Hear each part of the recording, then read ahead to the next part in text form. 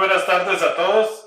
Reciben un cordial saludo acá desde Promidad en la tercera clase del curso de métodos avanzados en minería de datos. Les agradezco como siempre si me pueden confirmar por ahí que me escuchan adecuadamente. Entonces vamos a ver ahí si alguno me confirma a través del chat. Le agradezco mucho. Gracias, Jeffrey. Gracias, Edgardo. Muchas gracias. Ok, bueno, muy bien, excelente. Bueno, agradecerles que estén conectados y nuevamente en esta la tercera clase. Disculparme por la clase de hoy hace 8 días, pero andaba en un evento del Big Bang Data de Telefónica y pues me atrasé mucho allá en unas reuniones que tuve después de la conferencia que di en ese foro y me agarró un poco tarde. Pero bueno, de vez en cuando hay algún problema técnico o se presenta algún problema, pues la ventaja es que la clase se puede poner pregrabada para no atrasar la clase. Y cualquier duda, pues con mucho gusto ahí las hemos estado atendiendo en el foro del aula virtual.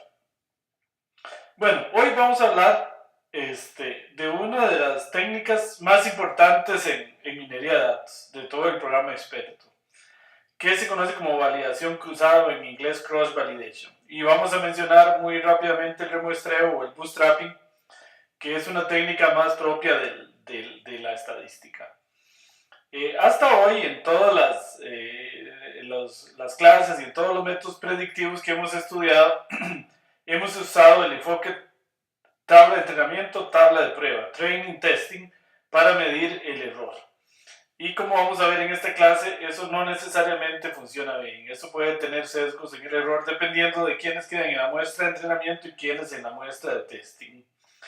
De hecho, hace algunos años el profesor Briley de Stanford probó que el tomar al azar no necesariamente garantiza la pureza de los resultados como se cree. Y si algo ha demostrado eso son las encuestas de opinión pública que están tan de moda ahora acá en Costa Rica. Muestras al azar y de ferias sesgadas y muy pequeñas definitivamente no garantizan fiabilidad en los resultados por más que se quiera. Además de que los supuestos errores teóricos se miden a partir de la suposición de que los datos siguen la normal, cosa que en este caso, por ejemplo, en Costa Rica difícilmente es cierto, dada la volatilidad que están teniendo.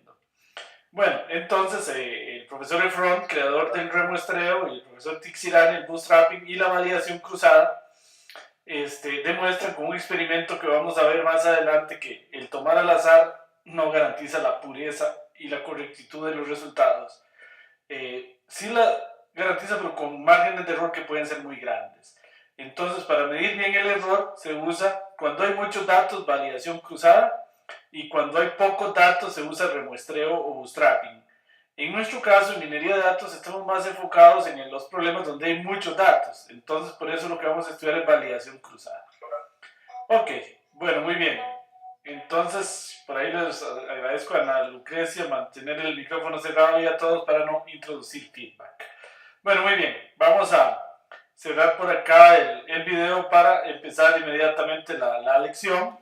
Como siempre, les agradezco si tramitan las dudas por ahí a través del chat de Cisco Webex.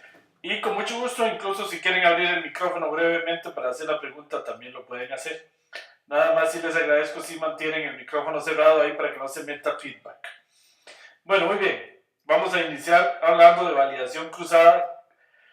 Como les decía, la validación cruzada y el cross validation y el bootstrapping se deben a estos dos profesores que están acá. El profesor Bob Tixirani, de quien tuve el honor de ser estudiante allá en Stanford, y del profesor Briley de Front, que es uno de los estadísticos más famosos del siglo XX. Ya está retirado. Acá también vemos al profesor Trevor Hastings, que de hecho son los escritores del libro Statistical Learning, que es uno de los libros más bien escritos y más completos en el tema de modelos predictivos y todo esto que estudiamos aquí en los programas de Promidad. Bueno, el profesor Efron, sobre todo, que es el padre de esto y que fue el profesor de Tixirani luego en su doctorado, son los padres de esto, que es sumamente interesante y viene a desmitificar algo que se da por hecho desde hace muchos años. Bueno, hasta ahora, en el curso de métodos predictivos, sobre todo, y en la clase de la semana pasada, se usó el enfoque training testing que estamos viendo acá, que es dejar una parte de los datos para entrenamiento, que sería esta, y otra parte de los datos para prueba. 70-30, 80-20, 50-50, dependiendo de la cantidad de datos. Eso es lo que hemos hecho hasta hoy. Entrenamos el modelo acá y medimos el error acá. Ok, básicamente esa es la idea. Donde la tabla de prueba y la tabla de entrenamiento se toman al azar. Esa generación al azar de esas dos tablas supone o suponía que garantizaba la medición correcta del error. Pero como vamos a ver ahora, esa medición no necesariamente es tan correcta y puede variar mucho. Y entonces ese enfoque tiene dos grandísimos problemas. Dos grandes problemas. Primero, que la estimación del error puede ser muy variable. Entonces realmente la medición no es tan exacta como se cree. Y entonces muchas veces se tiende a sobreestimar el error. Perdón que ahí se me movió. Entonces se tiende a sobreestimar. Vamos a hacer un experimento para que eso lo vean ustedes.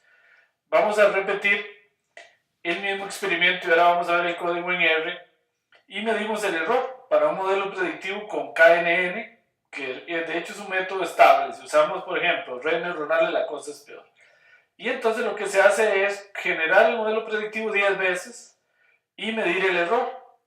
Y acá, como estamos viendo en la gráfica de la izquierda, el error varía desde un tiro que dio el 2% hasta un tiro que dio casi el 12%.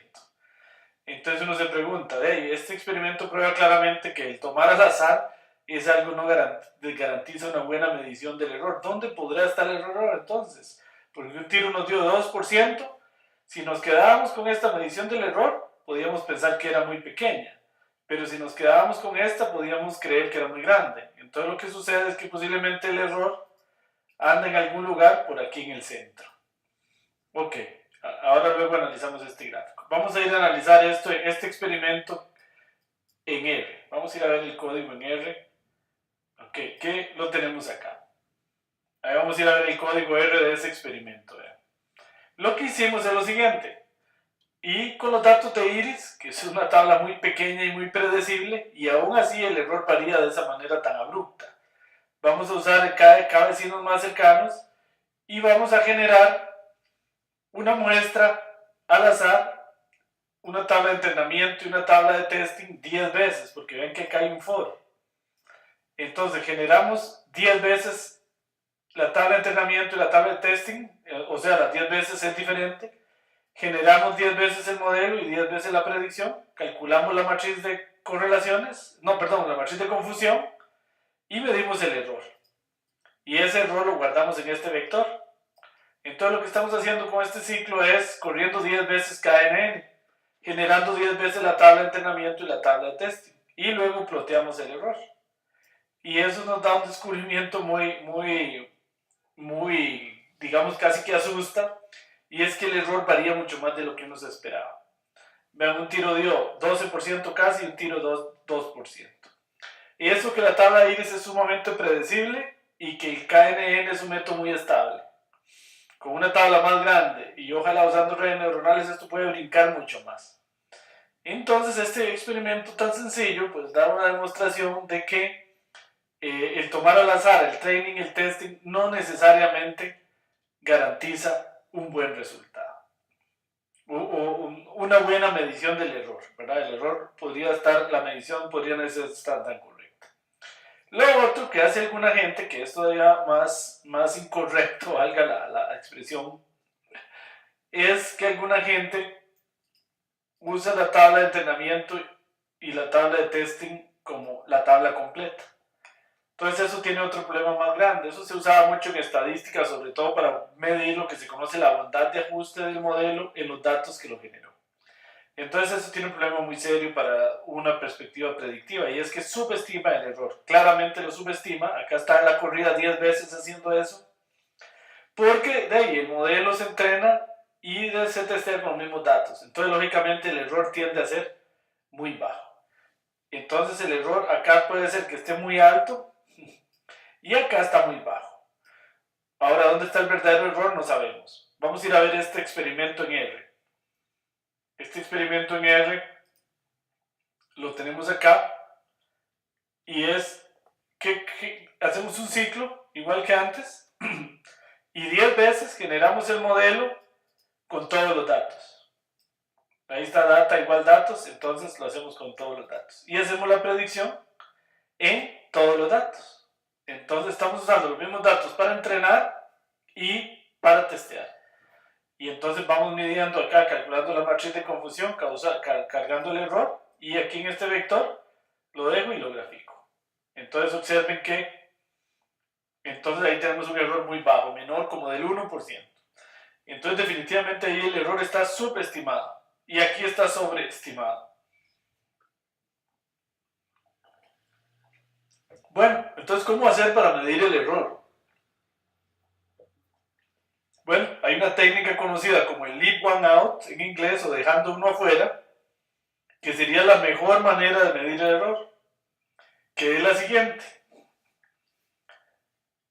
Entreno con todos los datos excepto con uno. ¿Okay? Entonces estoy usando prácticamente todos mis datos para entrenar y me dejo solo uno para testear. Entonces construyo un modelo aquí, testeo aquí. Luego dejo el segundo dato para testear. Entonces construyo el modelo con todos los datos excepto el segundo y testeo en el segundo. Luego construyo el modelo con todos los datos excepto el tercer dato y testeo con el tercer dato. Y así sucesivamente genero el modelo con todos los datos excepto el último y testeo con el último. Y entonces luego cuento de estos datos cuántos acerté y calculo un porcentaje. Y ahí puedo medir el error casi de manera perfecta. Porque vean que estoy usando casi todos los datos para entrenar, pero el dato con el que testeo no se usó para entrenar. Entonces ahí calculo un porcentaje. Si eran 300 datos y digamos 9 estaban mal, entonces estoy con un error del 3%. Eso se llama leave one out o dejar uno afuera. Leave one out cross validation. Validación cruzada dejando solo uno afuera. Entonces, esto nos da una medición casi perfecta del error. Entonces lo que uno hace es calcular el error cuadrático medio, básicamente contar cuántos acertó y calcular el porcentaje. Este modelo, como estamos viendo aquí en el gráfico, nos da una medición del error casi perfecta. Ahí está el verde, o sea que el verdadero error en este experimento es como del 5%. Este es el error corriendo el experimento 10 veces me dio el 5%. Entonces el verdadero error es el 5%. Ahora, desventajas de ese modelo. Ventajas. El error es prácticamente exacto. No se tiende ni a sobreestimar ni a subestimar. Pero grandes desventajas, evidentemente, las vamos a ver acá en el código. Voy a ir a ver el código de este experimento. Aquí está el código. Entonces, en este código, igual con los datos de iris, corro el experimento 10 veces. Y lo que hago es, vean, en este otro for, que aquí se ve el primer gran problema que tiene que ir desde 1 hasta n, donde n es la cantidad de los datos, dejo un dato j-ésimo en muestra para testing y los demás datos los dejo para aprender. Entonces dejo solo uno para testing y todos para aprender. Construyo el modelo, hago la predicción y comparo la predicción con el verdadero valor y voy contando. Si son distintos, cuento el error y después divido entre n para porcentualizar. Y entonces acá lo dejo en un vector que lo grafico. Y ahí tengo una medición casi exacta del error. ¿Problema serio de esto? Daisy, si era n, si tengo 1.000.000 de datos, tengo que construir 1.000.000 de modelos. Imagínense que cada modelo durara 1 hora generándose, entonces tendría 1.000.000 de horas. ¿Ok?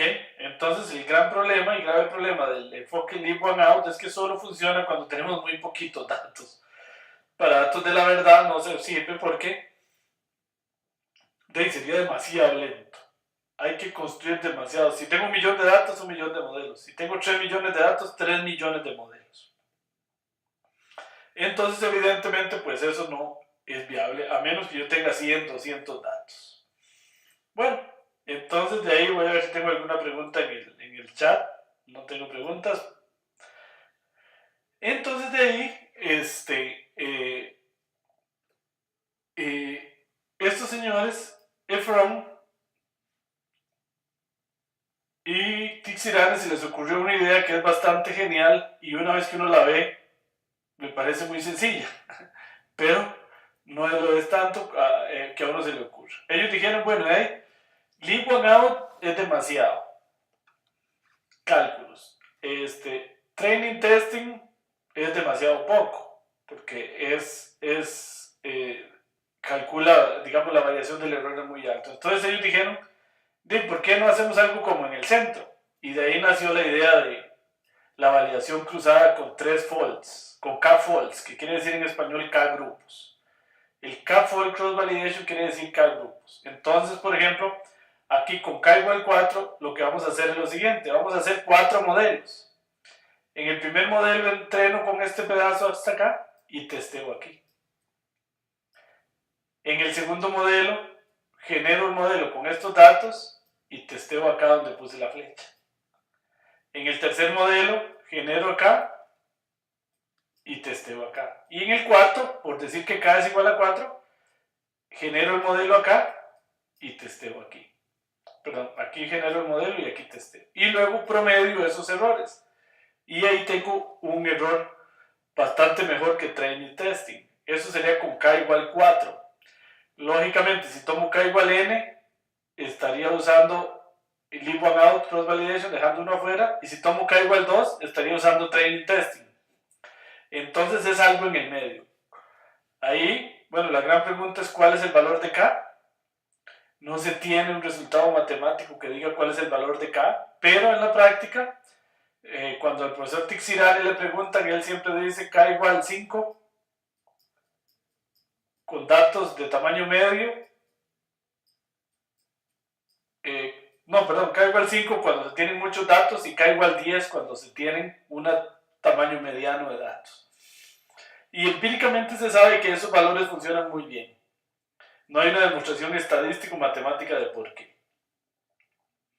Entonces, normalmente se toma K igual 5 o K igual 10. El número de grupos, de faults. Estos faults tienen que tener una característica, son una partición de los datos. ¿Qué quiere decir eso? Que ellos tienen que tener intersección vacía. Ok, eso te permite mejor medición. Es decir, los que quedan en el primer grupo de testing no quedan en el segundo, y así sucesivamente. Entonces, estos grupos de testing tienen que ser disjuntos para que nuestra medición sea mejor. Bueno, vamos a ir a ver el experimento en R. Antes vemos el gráfico. Vean qué interesante. Acá está en este color como lila, cuando se hizo validación cruzada con K grupos. Y el experimento se repitió 10 veces para asegurarnos. Entonces vean que el error brinca un poquitito, pero ya no tanto. Todos los tiros dio muy cercano acá al 5%.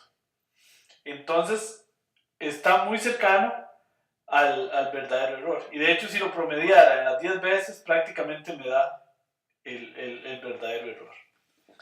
Vamos a ir a ver eso en ese código en R y luego respondo algunas preguntas. Ok, acá está el gráfico. ¿Cómo se hace? Aquí vamos a usar un paquete que se llama Caret, que de hecho Caret permite incluso hacer validación cruzada, digamos de una manera más fácil, pero que no se entiende qué es lo que se hace. Yo primero explico cómo se hace, qué quiere decir, y en la última clase vamos a ver otra forma más sencilla de hacerlo. Pero acá lo vamos a hacer a pie para que ustedes entiendan qué es. Entonces el paquete Caret lo que sí me hace es que me genera los grupos, los faults, esos disjuntos. Porque para eso sí lo vamos a usar, porque programar eso en R no es tan fácil.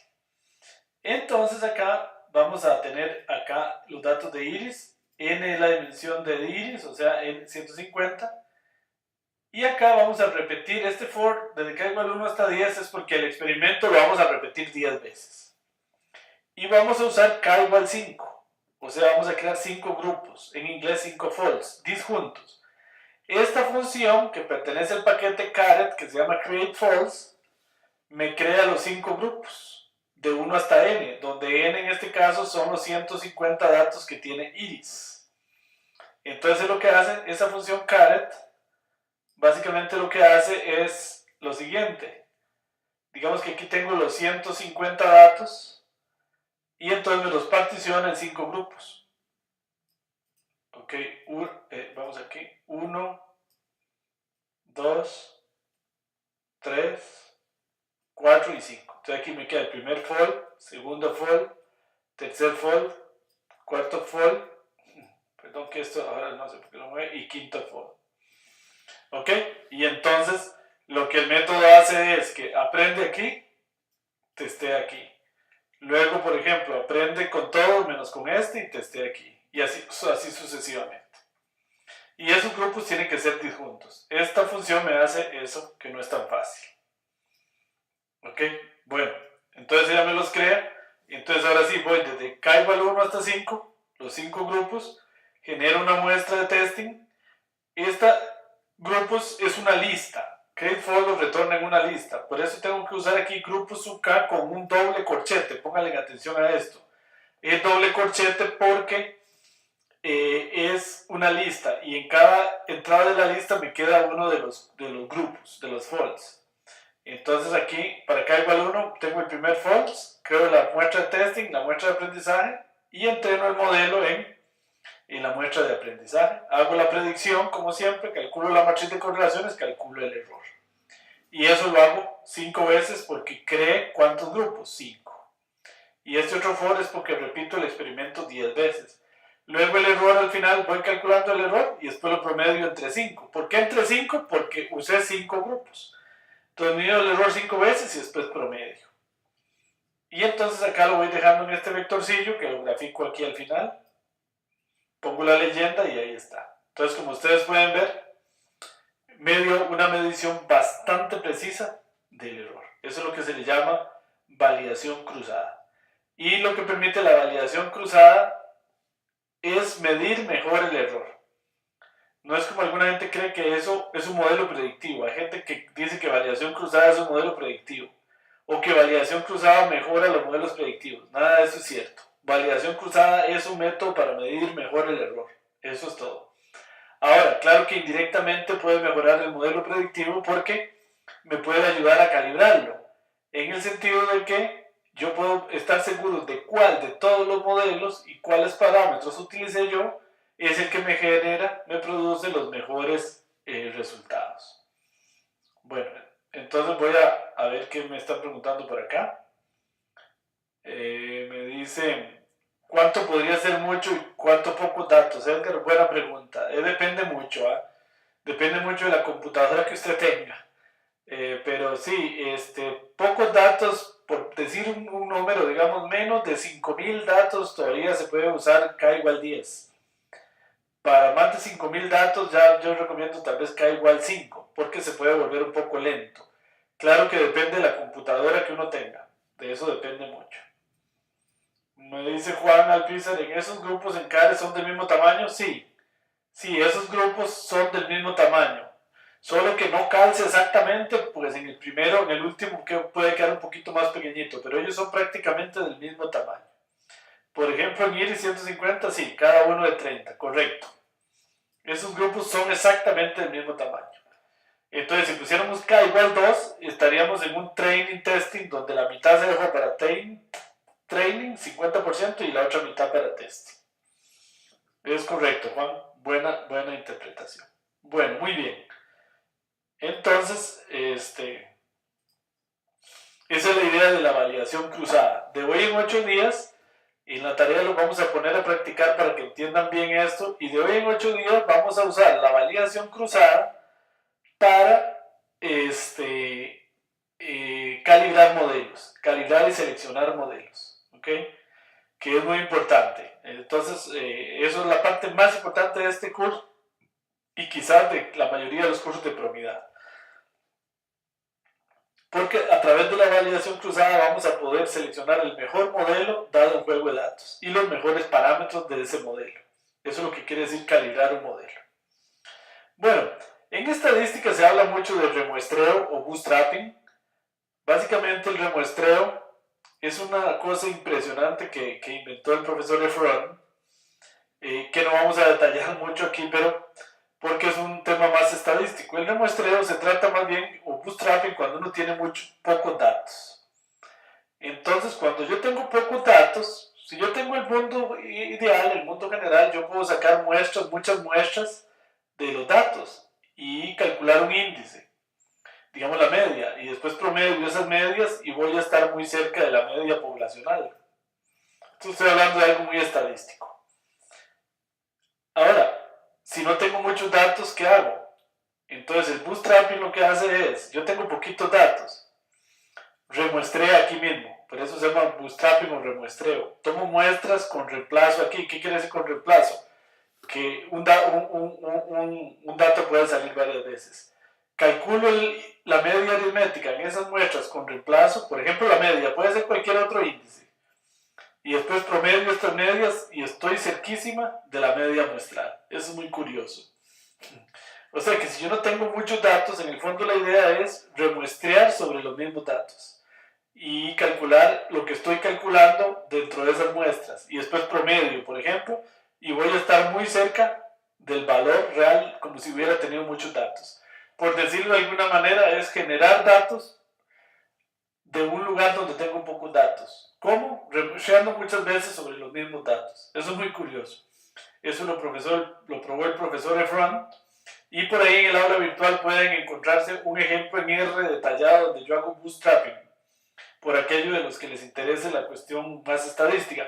En minería de datos esto no tiene mucho chiste porque normalmente nuestro problema en Big Data es que tenemos muchos datos, no pocos. Pero en estadística suele suceder que se hace un experimento y solo se tienen 70 datos. Entonces de ahí lo que se hace es hacer bootstrapping, generar datos de esos mismos datos y generar ahí el modelo. Ok, bueno, ahí se los dejo para que lo estudien. En el aula virtual hay un documento completo que yo había escrito hace algunos años, que no sé si lo tengo por acá, creo que no, donde hago un experimento con eso y se ve cómo funciona muy bien el bootstrapping.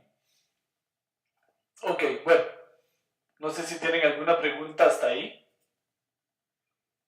Vamos a ver. No tenemos preguntas. Bueno, muy bien, muy bien. Entonces, vamos a hablar ahora de otro tema que ya habíamos hablado en el curso de modelos predictivos y que lo habíamos hecho desde RATEL, que es calcular la curva ROC. Okay. La curva ROC, en RATEL la habíamos calculado y ya se hacía. El objetivo de hoy es dos cosas: enseñarles cómo se hace la curva ROC, que es otra manera de medir el error desde la consola, y explicarles con mayor detalle qué es en el fondo la curva ROC, qué es lo que realmente calcula la curva ROC. Entonces, bueno, eso es lo que vamos a ver en este momento, en esta segunda parte de la clase. Recuerden que la curva ROC, si ustedes se acuerdan, se hacía de estos, compara lo que se llama la especificidad contra la sensibilidad. Ahora vamos a ver qué es esto más específicamente, valga la redundancia. Y si la curva quedaba acá en el puro centro, como la función identidad, entonces la predicción era mala. Si la curva quedaba por aquí abajo, la predicción es pésima. Y si la curva queda por aquí, por arriba, entre más arriba mejor. Y una predicción sería perfecta si la curva ROC estuviera aquí, ¿verdad? Ok, bueno. Y recuerden que nosotros en RATEL hacíamos la curva ROC. Voy a explicarles un poquito más qué es lo que quiere decir la curva ROC y de qué se trata este tema de especificidad versus sensibilidad. Resulta que recuerden ustedes que, bueno, lo primero que hay que recordar es que la curva ROC solo se puede calcular cuando el problema es binario, es decir, cuando la variable a predecir tiene dos categorías nada más. Para empezar, esa es la primera restricción. Y entonces recuerden que la matriz de confusión que nosotros hemos usado acá en probabilidad es esta. Hacia abajo viene el valor real y hacia la derecha la predicción. Tengan cuidado si leen un libro en inglés, en Estados Unidos normalmente esto se pone al revés. Para abajo la predicción y para allá el valor real. Entonces, todo es exactamente lo mismo, pero tengan cuidado, pueden pensar que algo está mal aquí, pero no, es porque la matriz de confusión está traspuesta. En español en Europa se usa mucho así, la predicción para acá y el valor real para abajo, pero en Estados Unidos se usa mucho al revés. Entonces, por aquello que lean en algún libro y lo vean al revés. Bueno, la precisión positiva o la sensibilidad se calcula como TP, los verdaderos positivos, entre Fn sobre TP. Es decir, es simplemente qué porcentaje es este valor de toda esta fila. Entonces es, en el fondo, qué porcentaje de positivos estoy prediciendo, ¿verdad? Porque estos serían los falsos positivos, perdón, estos son los verdaderos positivos y estos son los falsos negativos. Es decir, que en realidad son positivos y él los clasificó como negativos. Entonces a eso se le llama la precisión positiva. Y a eso también se le conoce como la sensibilidad. Y eso es lo que la curva ROC pone acá en el eje X, la sensibilidad. Luego, entonces, eso es lo que está en el eje X. Luego, en el eje Y, como ustedes ven aquí, está la sensibilidad. La sensibilidad, ¿qué sería igual? Acá está la sensibilidad, perdón, que en el eje Y está la sensibilidad, perdón, lo dije mal. La sensibilidad está en el eje Y. Entonces, en el eje Y lo que está es qué porcentaje de positivos, lo que sea la clase positiva, por ejemplo, fraude, acierta el método. Entonces, por eso, entre más alto esto, mejor. Y en el eje X va 1 menos la especificidad. ¿Qué es la especificidad? La especificidad es 1 menos la precisión negativa, donde la precisión negativa es cuánto pegó de los negativos. La precisión negativa es total de negativos entre total de negativos más falsos positivos. Entonces vean que en la tabla la precisión negativa es el porcentaje de esta fila, Tn entre Tn más Fp, es cuántos acertó de los negativos. Y si le hago 1 menos eso, entonces es básicamente lo contrario, cuántos no acertó. Entonces por eso la curva ROC, entre más arriba esté acá es mejor, porque esto quiere decir cuánto acertó de la clase positiva, digamos el fraude, versus cuánto no acertó de la otra clase. Entonces, entre más arriba la curva esté, quiere decir que está acertando o prediciendo mejor la clase positiva. Ok, bueno, entonces por ejemplo aquí, de hecho en R se pone True Positive Rate, que es esto, el porcentaje de detección en la positiva, y False Positive Rate, que es esto, 1 menos la precisión negativa, que también se le dice especificidad.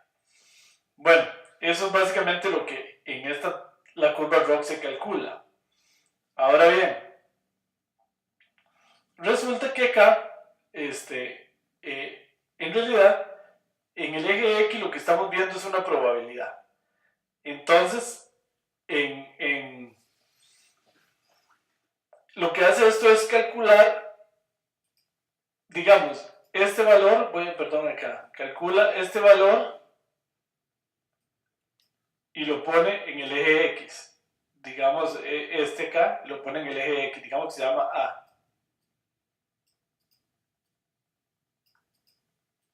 Y aquí, B en el eje Y, para una probabilidad dada.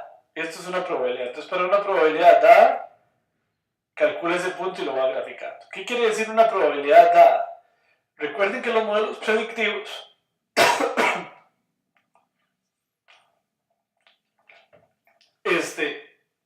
él siempre hace esto. Por ejemplo, si la probabilidad es mayor a 0.5, lo clasifica, por ejemplo, como fraude. Y si no,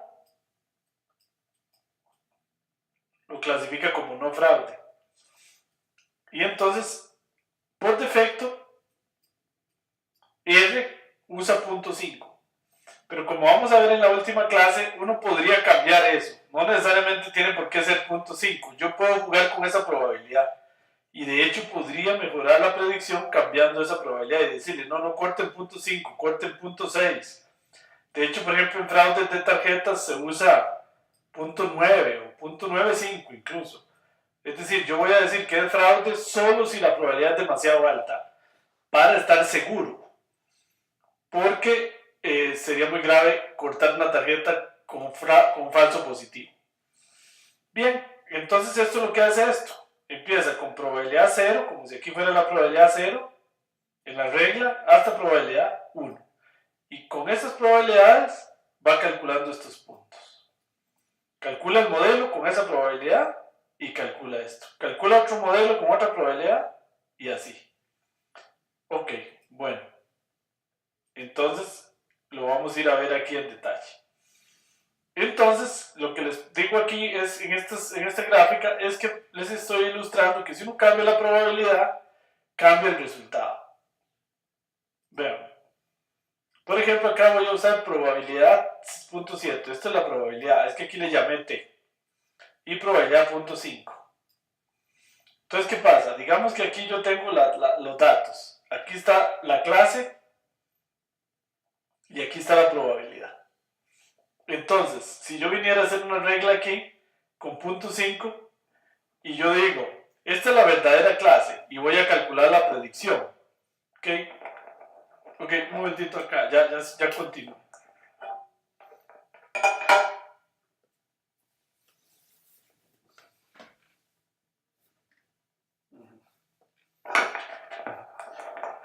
Perdón, es que me voy a quitar la suerte que ya me está haciendo calor.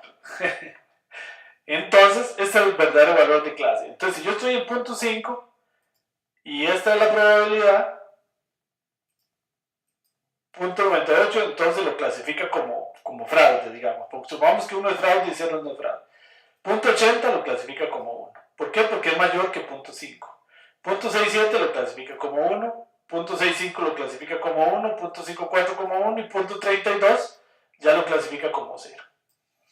Entonces, como este es el verdadero valor de clase y esta es la predicción, yo puedo calcular la matriz de confusiones. Ven que de los unos pegó 3 y falló 2.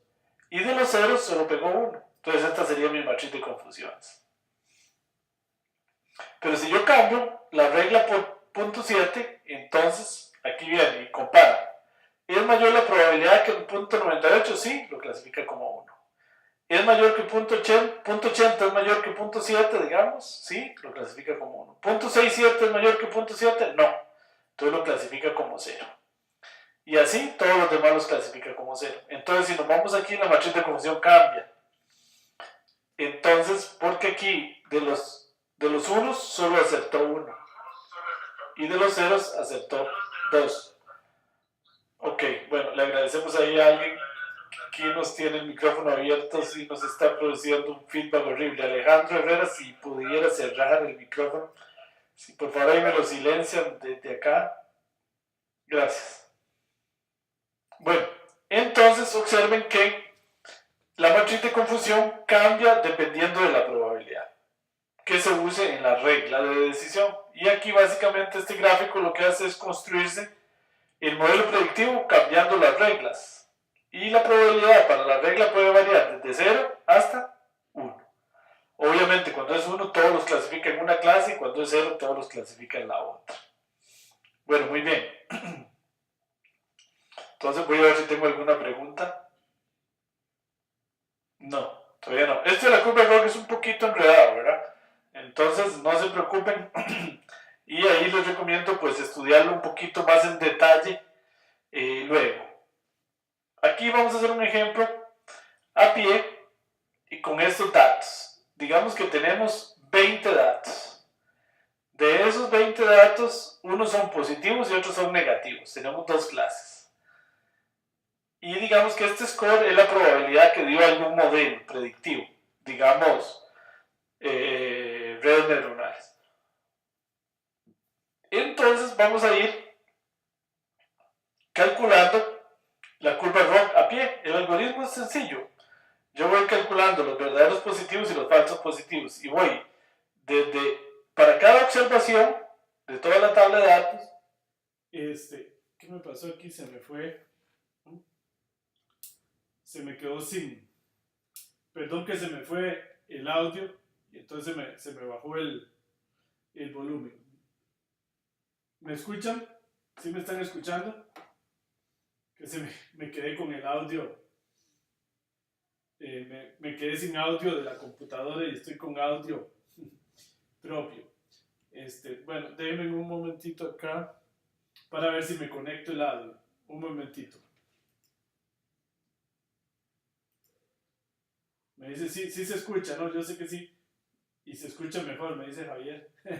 Con mi audio propio. Lo que pasa es que se nos va el audio a la grabación. Entonces, bueno, un momentito.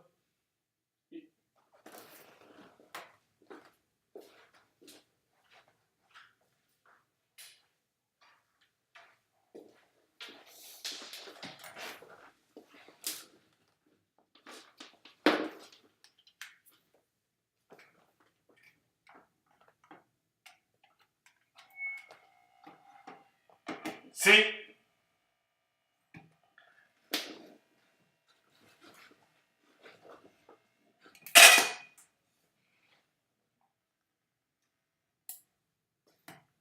Ok.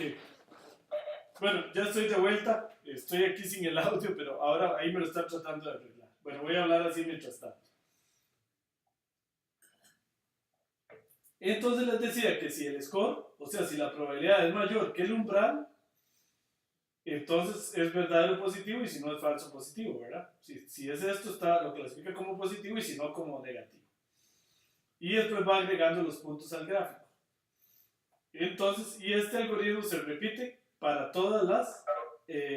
para todos los puntos y para todos los valores de t. Es decir, yo empiezo en t en la probabilidad de 0 y llego hasta 1. Entonces lo voy incrementando poquito a poco. Digamos de punto 1 en punto 1, de punto 2 en punto 2, o 3, o el punto 5 en punto 5, etc.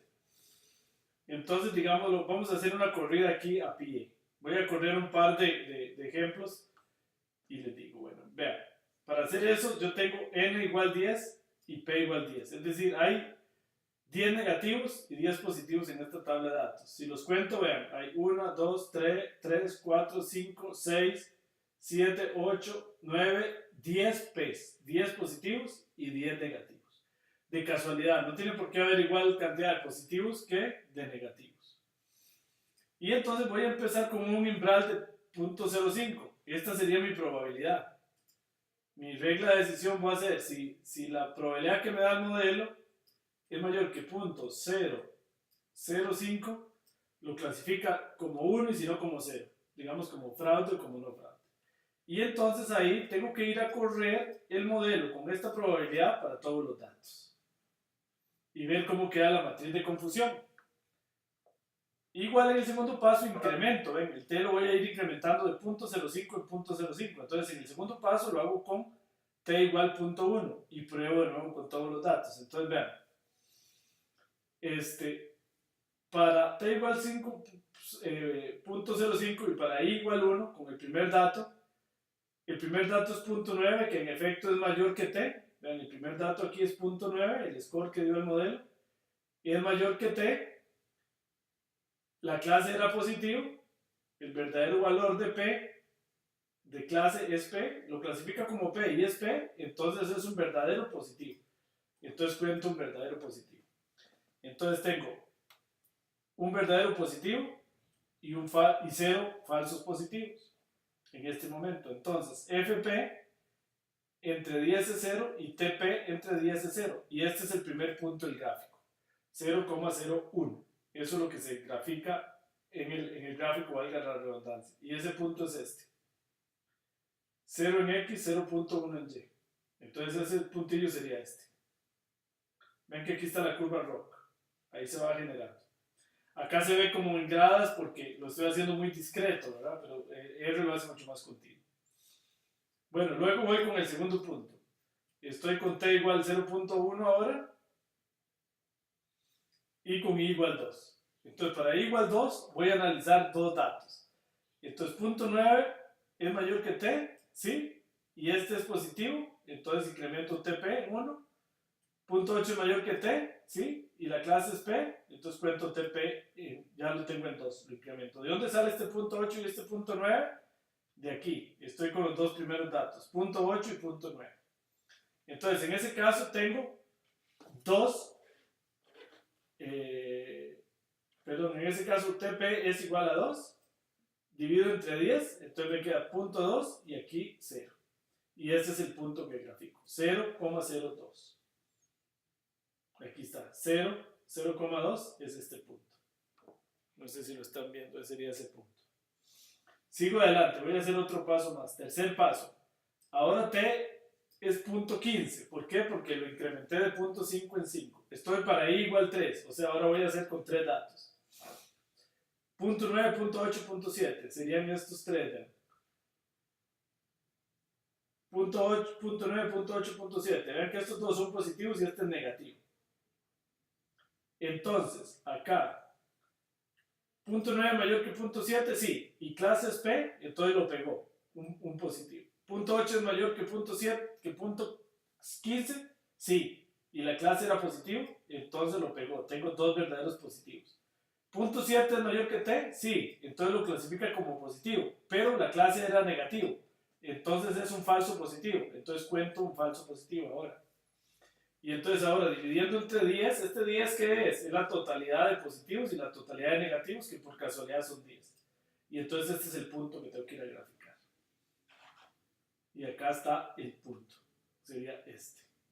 Punto 1 en X, punto 2 en Y. Así sigo, exactamente igual. Y hay un punto que es importante, que es cuando llego aquí a punto 5. Cuando llego a punto 5, hay un detalle en el algoritmo que les voy a mostrar. De hecho, aquí está todo a pie. Cuando llega a punto 5, el t, la probabilidad. Ahí lo sigo haciendo para el cuarto punto, para el quinto, para el sexto, para el séptimo. Voy a buscar cuando la probabilidad es punto 5. Octavo punto, t igual punto 4. Noveno punto, t igual 0.45. Décimo punto, t igual punto 5. Entonces,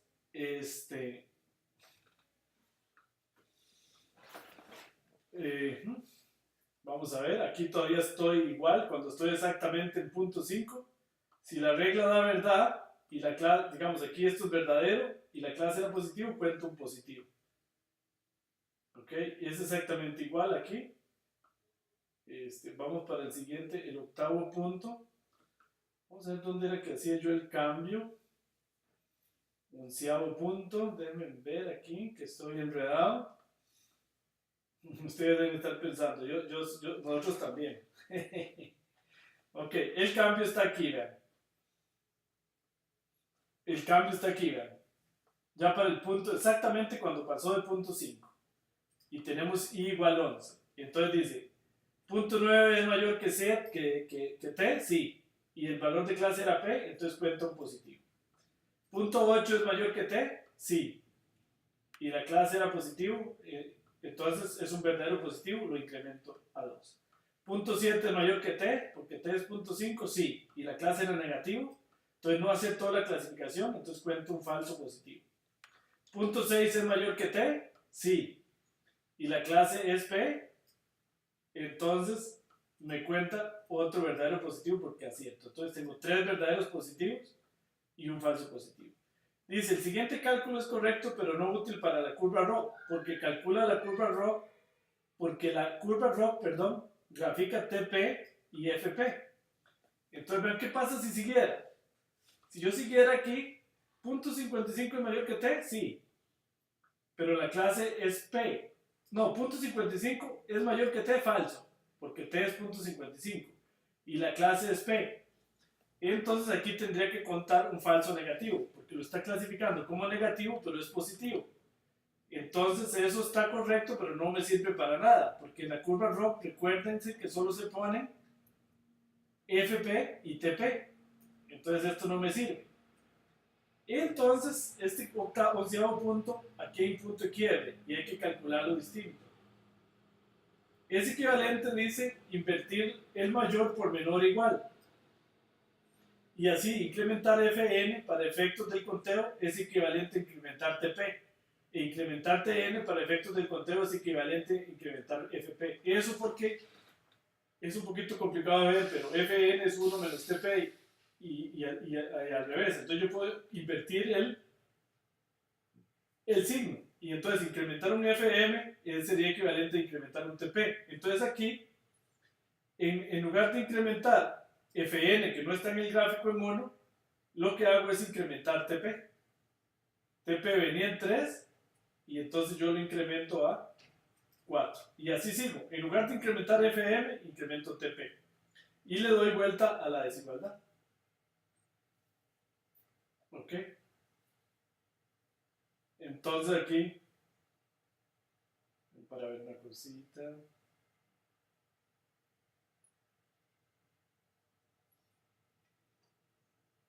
Ok, no sé si aquí. Punto 55 es menor o igual que T, ¿sí? Y la clase es P, entonces incremento TP. Revisar esto ya. Ok. Punto 54, que sería el siguiente. Déjenme ver una cosa, es que estoy yo mismo enredado acá. Estas probabilidades, ¿de dónde salen? Son las de aquí, vean, de la tabla. Irme para arriba. Perdón que esto es bastante difícil de explicar aquí. Son estas probabilidades. Entonces, sí, acá, entonces el punto 55, este punto es complicado aquí. El punto 55 es menor o igual a t, ¿sí? Y entonces va incrementando TP. Punto 54 es menor o igual a t, ¿sí? Porque recuerden que t es punto 55. Déjenme ver una cosa. Sí, no, sí está bien, todo está bien, sí. Y entonces voy incrementando TP. El punto es que incrementar TP es equivalente a incrementar FP, pero dándole vuelta a este signo. Ok. Y a partir de ese paso, ven que el punto de quiebre está cuando llegué exactamente a la probabilidad punto 55. ¿Por qué? Porque esa es la del puro centro. Ok, cuando se supera, la probabilidad aquí era punto 50. Cuando supera el punto 50, yo tengo que tener cuidado de hacer ese quiebre. Y todos los demás se calculan haciendo ese quiebre. Ahí se los dejo. Aquí yo lo traté de explicar muy detalladito. Aquí de hecho me tomé, antes en el curso no los ponía todos, pero me tomé la molestia de hacerlos todos y explicarlos aquí para hacer la corrida completamente a pie. Vean todo el cálculo que hice, pero ahí se los dejo para que la analicen una por una ustedes. Ok, por dicha esto no hay que hacerlo así, y R lo puede hacer directamente, ¿verdad? No crean que es que siempre hay que hacerlo así. Lo que estoy tratando es de que entiendan por qué se calcula de esa forma. Ok, bueno. Y con esos puntillos, perdón, y voy a responder las preguntas, es que voy graficando aquí la curva ROC. En la tarea viene un ejercicio de calcular la curva ROC. No me acuerdo, por cierto, si era optativo o es obligatorio. Déjenme ver. Tarea número 3, 2017, versión 2. Creo que es esta. Es un ejercicio de calcular la curva ROC a mano. Sí, aquí está. Es un ejercicio más pequeñito que este, pero sí tienen que hacerlo obligatorio. Es mucho más pequeñito. Ok, a mano quiere decir hacerlo así como yo lo estaba haciendo. Bueno, vamos a ver que tengo unas preguntas aquí en el chat. Me dice Juan Alpizar, profe, esa inversión de signo se hace para seguir el incremento de la misma variable. Exactamente, Juan. Y es para seguir el incremento de la misma variable. ¿Por qué? Porque en la curva ROC aparece FM y TP. FM aquí y TP aquí. Entonces, si yo incremento la otra variable, como digo ahí es correcto, pero no sirve de nada. Entonces es equivalente. Y lo que quiero es seguir contando exactamente la misma variable. Correcto. Juan. Bueno, entonces ahí se los dejo. Yo sé que la explicación no es completa y es imposible de hacerla. Por eso ahí les puse el cálculo todo detallado para que ustedes se sienten con calma en la casa y lo vayan revisando y resuelvan el ejercicio que viene en la tarea y van a ver que lo van a entender. No es tan complicado, no es tan complicado. Lo que quiero es que entiendan qué es la curva ROC. Y los cursos de probabilidad a veces son difíciles por eso, porque no nos conformamos con usar un paquete y ya, y calcule la curva ROC y ya. Queremos que calculen cosas que entiendan lo más posible de qué se trata, ¿verdad? Y no usar algoritmos ahí a lo loco sin entender qué son, ¿okay? Y entender lo más profundamente posible los métodos. Entenderlos, por supuesto, al 100% no es fácil y creo que no hay nadie que lo haga, ni siquiera este servidor que está aquí, ni el profesor Efron, que entienda todos los modelos completamente a fondo, pero sí con la suficiente propiedad para usarlos correctamente. Bueno, vamos a ver si ya me están, dice que ya me van a dar sonido. Es que ocupo sonido para... ¿Aló? Sí, ya tengo sonido ahí de la... Es que si no me quedo afónico muy rápido. Bueno, muy bien. ¿Sí me escuchan bien? ¿Me escuchan bien? Sí, aunque algunos dicen que me oigo mejor con mi voz natural que con mi voz de computadora. Bueno, les agradezco mucho. Gracias. Ok. Bueno, tenemos batería, sí. Bueno, por dicha, R tiene un paquete que se llama ROCR, que es la curva ROC en R, que permite calcular eso que estamos haciendo completamente fácil. Este paquete curva ROC recibe, tiene una función que se llama prediction. Yo le paso la probabilidad que dio un modelo. Más adelante lo vamos a usar con modelos. Esta es la probabilidad que da un modelo. Y aquí está el verdadero valor de clase, 0 o 1. Recuerden que esto es para problemas binarios. Si lo clasificó como fraude o como no fraude, 0 o 1. ¿Y cuál fue la probabilidad de ser 0? De ser 1, más bien. Entonces uno le pasa este prediction acá, queda en una variable que se llama pred. Después le aplica una función performance, que también es del paquete ROCR. Y le pongo aquí TPR y FPR. Eso es que en el eje X estén en el eje Y los verdaderos positivos, true positive, y en el eje X los falsos positivos. Porque hay otras curvas, no solo la curva ROC. Yo cambiando esto puedo hacer otros análisis, otros tipos de curvas. Pero para no enredar, nada más vamos a hacer la curva ROC, que es la que más se usa en data mining. Y entonces este perf se lo paso a plot, le paso un color, y aquí está la curva ROC. Okay. Estos segmentos y este grid se los puse yo aquí para que esté el eje, la función identidad aquí, para ver con mayor claridad si el modelo es bueno o es malo. Y este grid es el que hace esta grilla aquí para tratar de que el gráfico quede más bonito. Ok, bueno, vamos a hacer otro ejemplo.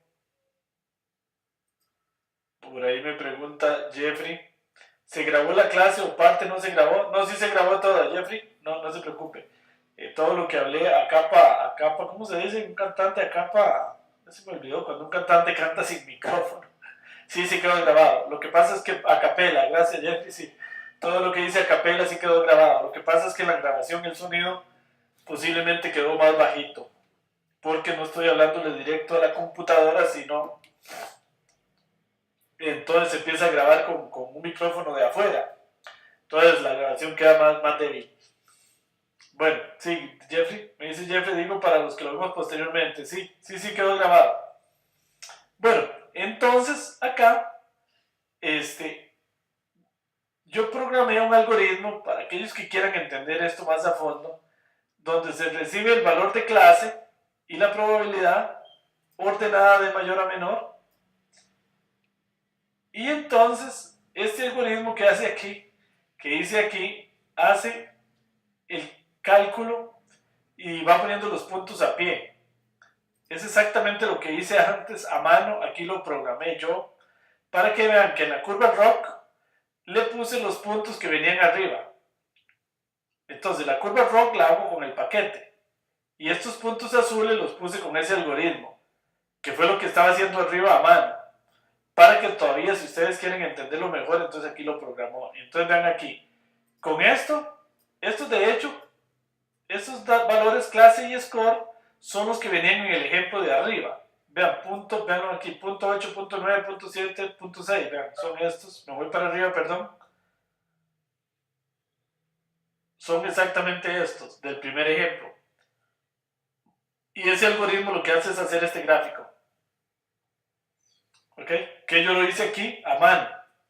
Y ahí lo hice con un for. Básicamente es hacer un for para no tener que hacer los cálculos a mano.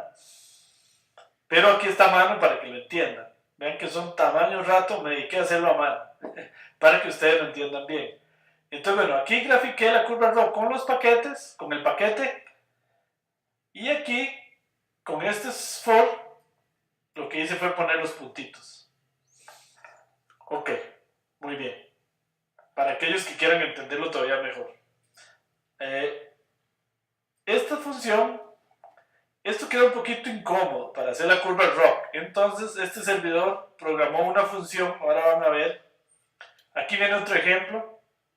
Esto es otro ejemplo de corrida a pie. Y ahí está, otro ejemplo. Nada más es como empezando en otro punto. Ok, aquí es que acá, este algoritmo empieza en el mínimo score y este en el máximo menos el mínimo, dividido entre 20 porque son 20, para ir incrementando el umbral. Aquí lo hice empezando forzado en punto 5 y de punto 5 en punto 5 para que quede exactamente igual que el gráfico que está arriba. Muy bien. Bueno, y de hecho aquí lo pongo a que los imprima. Y si lo quieren ver aquí otra vez, ahí está todo exactamente, pero con el programita ese que yo hice calculado. Y da exactamente lo mismo de arriba. Bueno, lo que les decía es que acá, y ya vamos a empezarlo a ver con modelos predictivos, yo programé una función que hace la curva ROC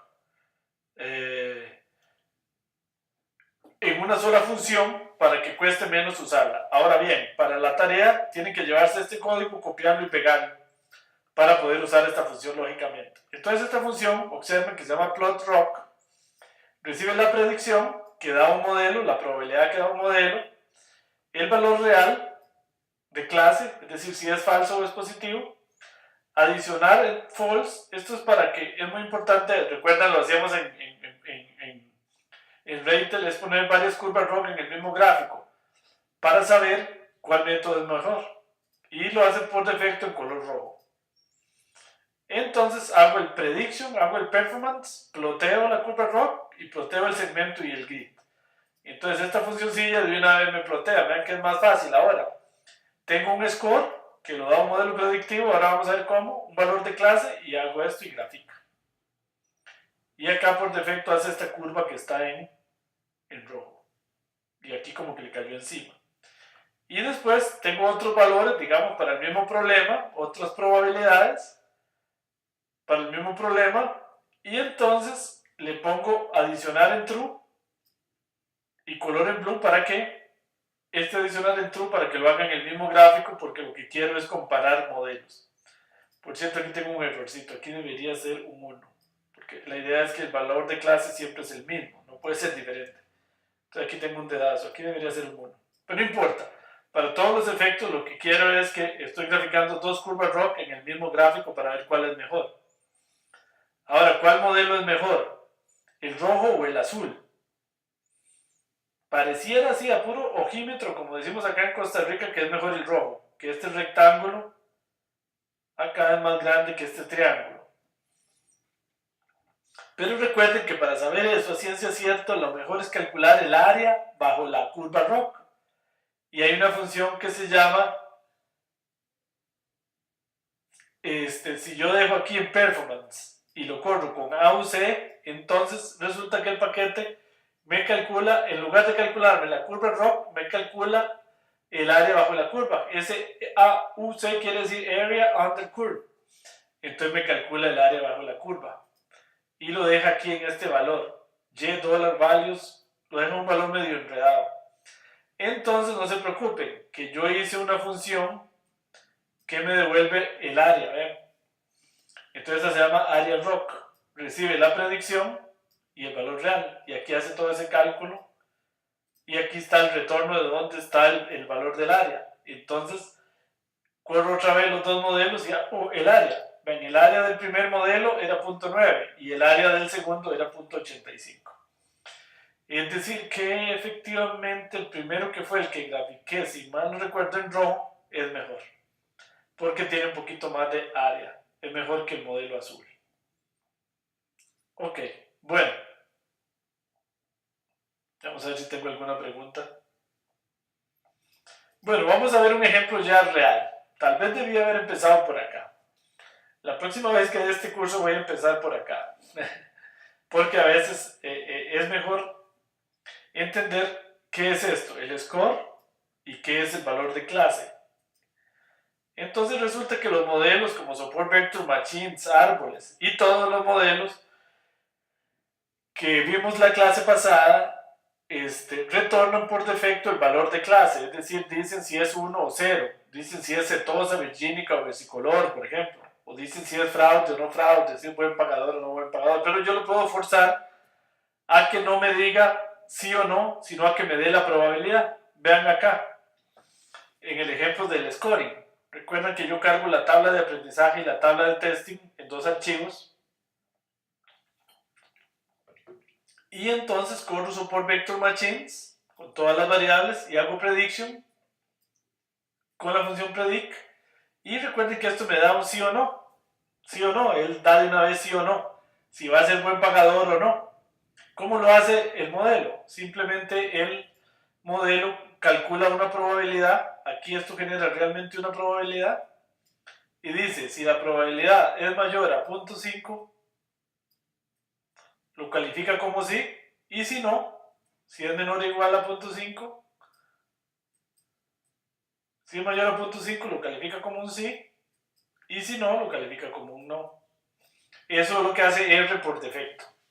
En la curva ROC yo lo que hago es jugar con esa probabilidad, variándola desde 0 hasta 1.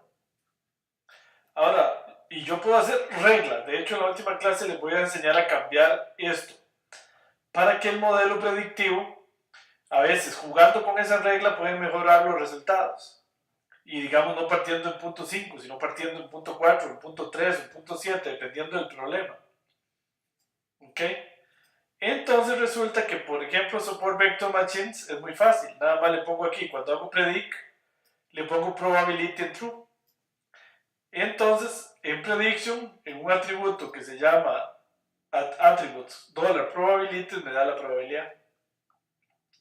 Entonces, en lugar de darme sí o no, aquí me dice cuál era la probabilidad de ser sí. Por ejemplo, para el primer individuo de esa tabla de testing es 0.93 y la probabilidad de ser no es 0.06. Obviamente, esto siempre suma 1. Entonces, si uno tiene uno, tiene el otro, pero casi siempre R da las dos columnas. ¿Qué ven? Entonces aquí tengo probabilidades. Probabilidad de ser sí y probabilidad de ser no. Claramente aquí lo asigna como sí porque esto es mayor a punto 50. Este también obviamente lo asigna como un sí porque por defecto él usa punto 50, pero si yo usiera como un umbral t o una probabilidad que ya le llamé arriba t y la pongo como punto 9, entonces yo exijo que sea mayor a punto 9, entonces este ya no lo calificaría como sí, este lo calificaría como no, ¿verdad? Cambiando esa regla de decisión, eso se le llama la regla de decisión.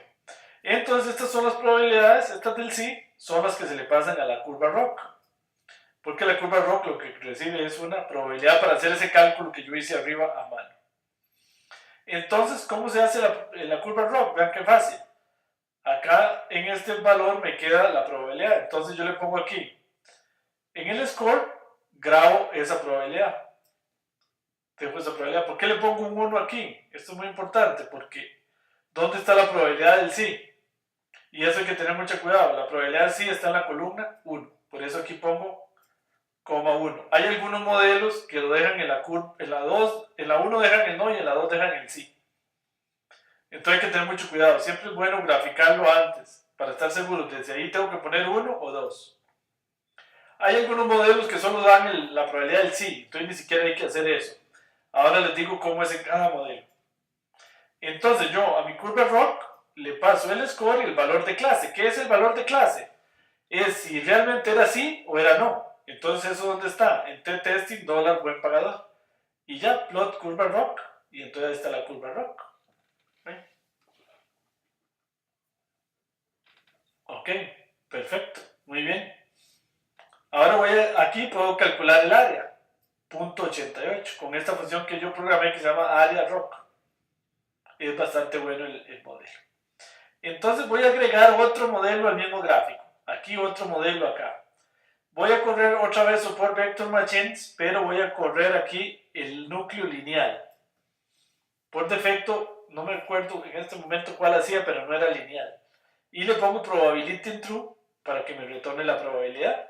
Hago la predicción y aquí están las probabilidades. Vean que las probabilidades igual me quedan en la columna 1. Entonces pongo score 2, clase 2, que sería la misma clase 1, pero el score es diferente. Grafico el primero que hice y grafico el de ahora, pero lo grafico en color azul y adicionar en true para que me lo ponga en el mismo gráfico. Entonces ahí estamos viendo que evidentemente el modelo lineal es mucho más malo que el modelo que hace por defecto. ¿Ok? Bueno, vamos a agregar otra curva RAW con sigmoide. Entonces le pongo aquí núcleo sigmoide, probability in true, y genero una tercera predicción. El sí queda igual en la primera columna, que es esta, y entonces genero este tercer modelo y lo grafico ahora en verde, adicionar en true para que me quede en el mismo gráfico. Entonces ahí está. Ese es no tan malo como el azul, que era el linear, pero es mejor el rojo. ¿Ok? A puro ojo se ve, ¿verdad? Podría calcularle el área, pero a puro ojo se ve. Ok, aquí está el área .71. Voy a agregar otra curva rock. Ahora con árboles de decisión. Lo podría agregar con cualquier método. Entonces observen que rpart, que era el que hace árboles de decisión, por defecto, de hecho uno le pone aquí type class y él devuelve la clase, sí o no en este caso.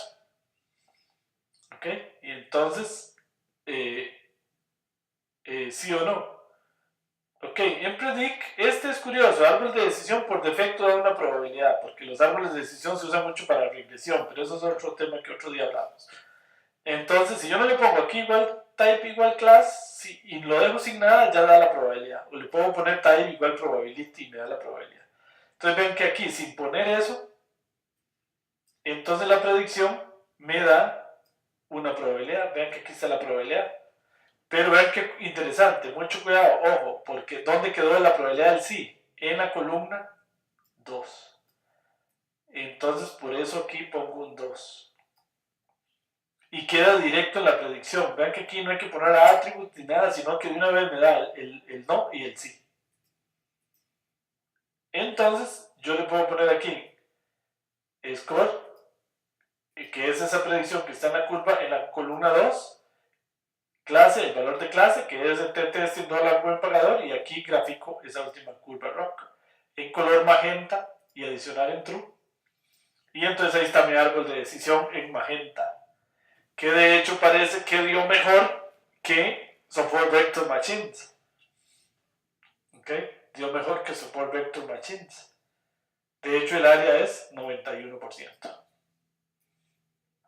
¿Ok? Entonces esa es la mejor de todas. Ok, muy bien. Espero que esto les haya aclarado un poquito el panorama de cómo usarlo. Cómo usarlo es bastante fácil. Entender qué es lo que hace de fondo, no tanto. Pero bueno, ahí en esa presentación yo hice un esfuerzo muy grande para hacerlo a pie, toda la curva rock del ejemplo de arriba. Para que ustedes, tal vez leyéndolo despacito puedan lograr comprenderlo 100%. Ok, ¿por qué no? No es tan fácil. Vamos a ver si tienen alguna preguntilla adicional. Me dice Juan, para agregar una nueva curva rock debemos indicar las anteriores hacia abajo. Pues no, Jeffrey, lo que pasa es que tiene usted razón, yo las pongo aquí porque es solo porque estoy en un documento autorreproducible. Y recuerde que los chunk son piezas de código independientes. Entonces, si yo lo pongo en este chunk, esta última, sin las anteriores, él no va a saber dónde ponerlo. porque esos gráficos los habían hecho en chunk más arriba. Es un tema de los documentos autorreproducibles. Entonces no hace falta hacerlo. Yo lo estoy haciendo aquí para que en el documento autorreproducible me queden todas en el mismo gráfico, porque vean que en el fondo hay un truco aquí, no son el mismo gráfico, son distintos gráficos, no sé si me explico. Entonces es un tema del autorreproducible, pero si usted está en R, en un script de R, no hace falta. Si usted ya había hecho estos arriba, no tiene por qué volverlos a poner. Es por esa razón, es más de una cuestión de la presentación que de la realidad. Pero es cierto, aquí tiro a tiro los repito todos. Pero es que en efecto, estos 4 plots me hacen este gráfico. Ok, sí, gracias Juan por la pregunta. Es una buena pregunta. Bueno, muy bien. Entonces, para terminar, les voy a explicar, y viene en el documento de la tarea, cómo forzar todos los métodos predictivos que hemos visto en el curso a que den una probabilidad. Todos dan una probabilidad excepto KNN, porque KNN no es un modelo basado en probabilidades, sino en distancias. Recuerden que el KNN lo que hace es ver los vecinos más cercanos, y entonces ahí directamente él no calcula una probabilidad. Que uno podría inventarse de alguna manera, pero no, directamente no lo hace. Entonces, esto se puede aplicar a todos los métodos vistos en el curso excepto KNN. Entonces, si nos vamos aquí a la tarea, ustedes van a ver un ejercicio acá que dice para calcular la curva ROC, excepto para KNN, con esta tabla de datos, con Titanic. Entonces, aquí viene en detalle cómo se hace. Vean, bosques aleatorios, hay que ponerle type igual prop cuando uno predice. Desgraciadamente no todos son exactamente iguales, se parecen pero no. En árboles de decisión hay que ponerle aquí type igual prop cuando uno hace la predicción. En máquinas de soporte vectorial hay que ponerle probability en true cuando uno genera el modelo y probability en true cuando uno hace la predicción. Y el score queda en esta cosa un poco rara. Acá el score queda directo en la columna 2 y acá queda directo en la columna 2 de la predicción. El método de Bayes hay que ponerle type igual row, o es mal leído row. Potenciación, type igual prop. Redes neuronales, type igual row. Ok, entonces ahí están creo que todos los que hemos visto. Ok, entonces ahí la idea es que hagan la curva ROC y la vayan agregando y va al final ver qué queda mejor. Y después viene un ejercicio de hacer una curva ROC a pie. Si tienen dudas, no duden en preguntar en el foro. Y al final del curso, si quieren, les vamos a publicar cómo se hacía este ejercicio por aquello de que no les dé bien. Pero al final del curso. Y aquí viene a hacer una validación cruzada usando Titanic. Básicamente es repetir el experimento que hicimos en clase, pero con los datos de Titanic y con redes neuronales, para usar validación cruzada y usar leave one out y todo esto. No, leave one out no, porque eso quedaría demasiado pesado con Titanic, pero sí validación cruzada. Bueno, muy bien.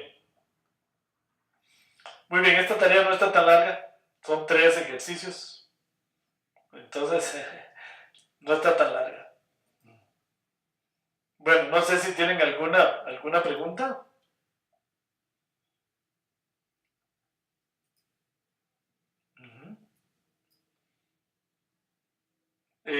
Por aquí me pregunta Juan, profe, ¿para hacerlo a pie se hace en R mismo, se puede hacer en Excel? No, Juan, lo pueden hacer en Excel, es una buena idea. Es más fácil ahí calcularlo, o incluso lo pueden hacer si quieren en una hoja, totalmente a mano. Literalmente a mano, la escanean o le toman una foto con el celular y la suben en el autorreproducible como una imagen. Recuerden que en el autorreproducible uno puede meter imágenes.